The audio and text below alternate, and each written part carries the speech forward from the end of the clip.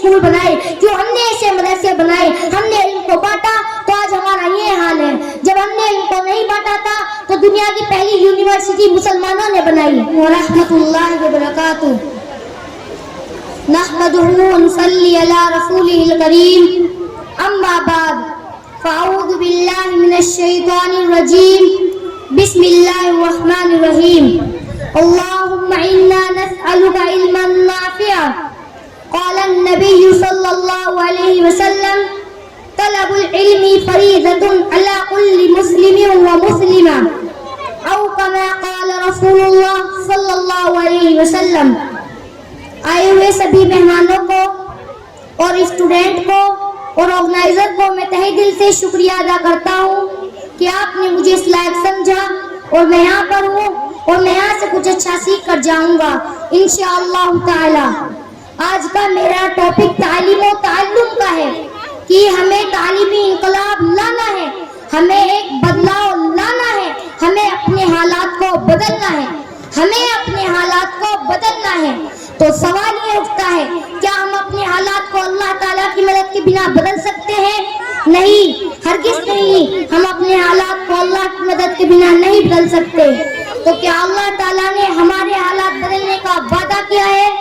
اللہ تعالیٰ سورۃ الرعد میں فرماتے ہیں, میں کسی بھی قوم کے حالات کو جب تک نہیں بدلتا جب تک وہ اسے نہ بدل لے.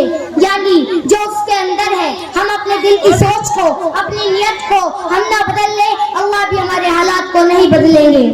آج جو سب سے بڑی پریشانی ہماری ہے وہ یہ ہے کہ ہم مسلمان پوری دنیا کو بدلنا چاہتے ہیں اور جو نہیں بدلنا چاہتا وہ خود کو نہیں بدلنا چاہتا. حضرت مولانا رومی رحمت اللہ علیہ نے کیا خوب فرمایا, کل میں ہوشیار تھا تو دنیا کو بدلنا چاہتا تھا, کل میں ہوشیار تھا تو دنیا کو بدلنا چاہتا تھا, آج میں عقل مند ہوں تو خود کو بدلنا چاہتا ہوں. Yesterday I was clever so I wanted to change in the world. Today I am wise so I am changing myself.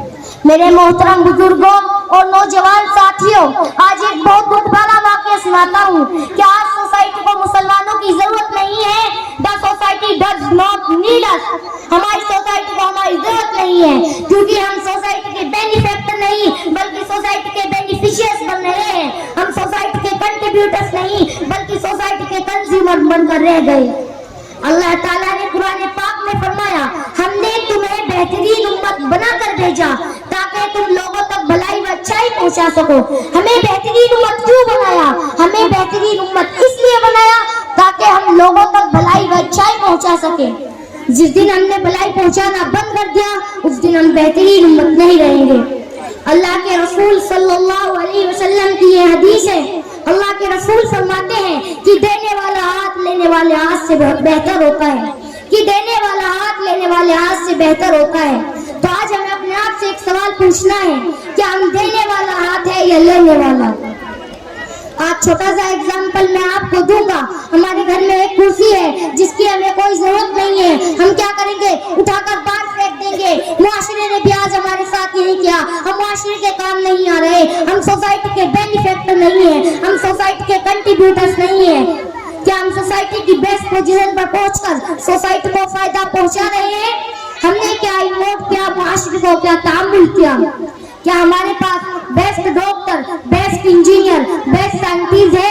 کیا ہے ہمارے پاس؟ ہماری سوسائٹی کو ہم سے کیا مل رہا ہے؟ ہماری سوسائٹی کو ہم سے کچھ نہیں مل رہا ہے. اسی لیے ہماری سوسائٹی کو ہماری ضرورت نہیں ہے. جب ضرورت نہیں تو سوسائٹی نہ ہمیں عزت دے گی نہ محبت دے گی. جس دن ہم سوسائٹی کے کنٹریبیوٹرز بن گئے اور دینے والا ہاتھ بن گئے, آج جو یہ لوگ ہمیں اگنور کر رہے ہیں وہی لوگ ہمارے پیچھے ہمارے ساتھ قطار میں کھڑے ہو کر انشاءاللہ تعالی لبیک کا نعرہ لگائیں گے انشاءاللہ تعالی. ہم نے ایک بڑا گناہ یہ کیا کہ ہم نے تعلیم کو بانٹ دیا. اس کا مطلب یہ دنیاوی تعلیم, یہ دینی تعلیم, تعلیم ایک یونٹ ہے. یہ عشر علوم, یہ دینی علوم, یہ سب سے بڑا گناہ ہم نے کیا. تعلیم ایک یونٹ ہے, دین اور دنیا الگ نہیں, یہ ایک یونٹ ہے. اسلام از اے یونٹ. آج اکثر ایک مدرسے سے نکلا عالم دین جب دنیا کی دہلیز پر قدم رکھتے ہیں تو پہلا سوال اپنے آپ سے یہ پوچھتے ہیں اب میرا کیا؟ 12ویں پاس ہونے کے بعد جب ایک بچہ دنیا کی دہلیز پر قدم رکھتا ہے تو اسے غسل کے فرائض بھی نہیں پتا ہوتے. اس کے لیے کون ذمہ دار ہے؟ کیوں ہم نے ایسے اسکول بنائے؟ کیوں ہم نے ایسے مدرسے بنائے؟ ہم نے علم کو بانٹا تو آج ہمارا یہ حال ہے. جب ہم نے علم کو نہیں بانٹا تھا تو دنیا کی پہلی یونیورسٹی مسلمانوں نے بنائی.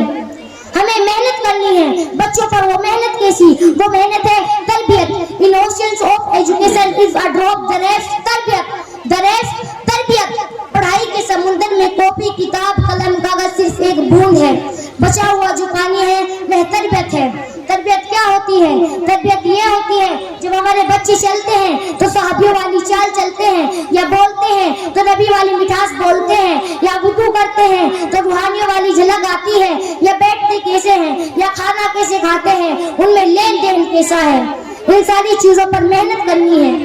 آج ضروری ہے کہ ہم اپنے بچوں کو عزت دیں, اور مسلمان نے اپنے بچوں کو محبت تو دی ہے لیکن عزت نہیں دی. ہم نے بات بات پر انہیں شیطان بولا.